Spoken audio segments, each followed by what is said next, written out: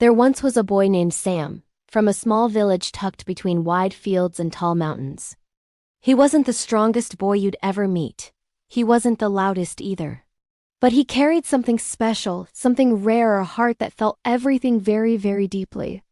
And as some of us know, sometimes deep hearts can feel heavy. Heavy from the weight of what life gives you. And heavy from the weight of what people take away.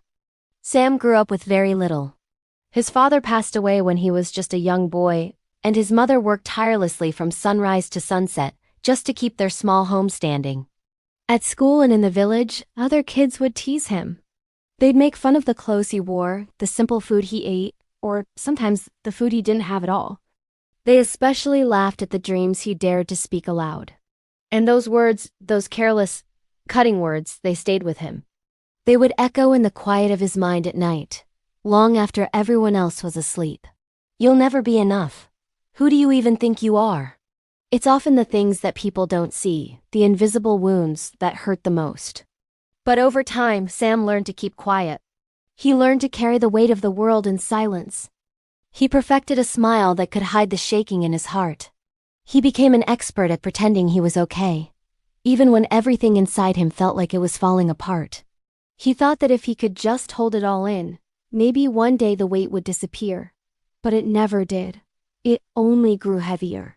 One evening, after another day that felt like a mountain he couldn't climb, Sam found himself walking toward the real mountain that stood guard behind his village. He walked without thinking, his feet just carrying him away from the whispers and the stares. He climbed higher and higher, until the village lights below looked like tiny scattered stars on the ground.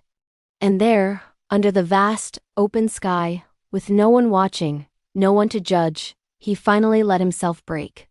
The tears he had held back for so long streamed down his face. He cried for the things he had lost, for his father he barely remembered. He cried for the things he wished he had, a fuller table, a life without worry. He cried for the future he couldn't see, a future he wasn't sure he would ever reach. In a moment of pure desperation, he pressed his fists against the cold, hard ground and shouted into the darkness, his voice raw with pain. Why does it have to be so hard? And the mountain, in its ancient wisdom, answered him with a deep rolling echo that seemed to come from its very core. Hard. Hard. Hard. It gave him back his own pain. He took a ragged breath and shouted again, this time with all the exhaustion he felt. I'm so tired of fighting. And again, the mountain returned his own words to him. Fighting. Fighting. Fighting. It was as if the mountain was a giant mirror, reflecting his own fear, his own despair, right back at him. And then, he became silent. He had nothing left to shout. And in that heavy, profound silence, something began to change. As Sam sat there, his breathing slowly steadying, a soft, gentle wind passed through the tall grass around him. It was a cool, calming touch. And for the first time that night, he heard something different. It wasn't the echo of his own pained words. It was something else, a whisper. A quiet, steady voice that seemed to come not from the mountain, but from somewhere deep within himself. A voice saying, "But you're still here." He felt the words more than he heard them.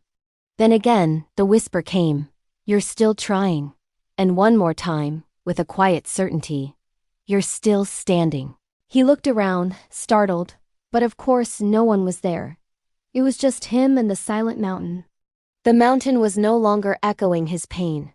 It was reflecting something else now. It was reflecting his resilience, his strength. It was a revelation. Because real strength doesn't always shout. It doesn't always roar. Sometimes, it whispers. It's the quiet voice that encourages you to take one more breath, one more step, when you feel like you can't go on. Sam stood up slowly, his legs a little shaky, but his spirit feeling a little lighter.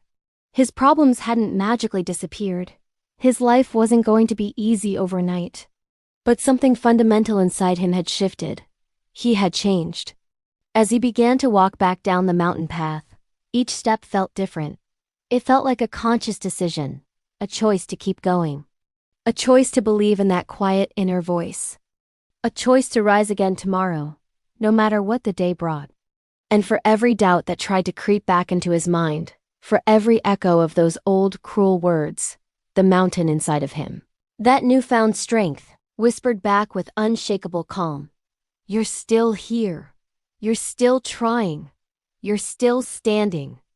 Over the years that followed, people in the village started to notice something different about Sam. He still wasn't the strongest man in the village, not in the physical sense. But he carried a different kind of strength, a quiet confidence that you could feel when you were near him. He still wasn't the loudest person in the room, but when he spoke, his voice carried a weight of truth and wisdom that made people listen. He wasn't perfect. He still had hard days, but everyone saw how he kept rising again and again. He grew into the kind of person others came to for advice. They came to him when their own hearts were heavy. Not because they thought he'd had an easy life, but because they knew he understood. He understood what it meant to fall. He knew the feeling of being broken. He knew what it was like to cry alone in the dark. And most importantly, he knew what it took to stand back up anyway. His life, his journey, became a living story, a testament that said, you don't need to have it all together. You don't need to be perfect. You just need to keep going. Years later, when Sam was a grown man, he returned to that same spot on the mountain. But this time, he didn't come broken. He came with a heart full of gratitude. He stood there, looking out at the village, at the life he had built, at how far he had come from that desperate boy who had shouted his pain into the night. And this time he didn't shout. He whispered softly into the wind, "Thank you." And the mountain, his old friend, echoed back. But it didn't echo his words. It echoed something else. It whispered back, You, as if to gently remind him that the strength he was thanking the mountain for had been inside of him all along. So when life gets heavy, when the world feels like too much, I want you to remember Sam's story. And remember the whisper that is always inside of you. You're still here. You're still trying. You're still standing. And sometimes, that is more than enough. Sometimes, that is everything. Thank you so much for watching. If this story resonated with you, please consider subscribing for more content like this. Take care.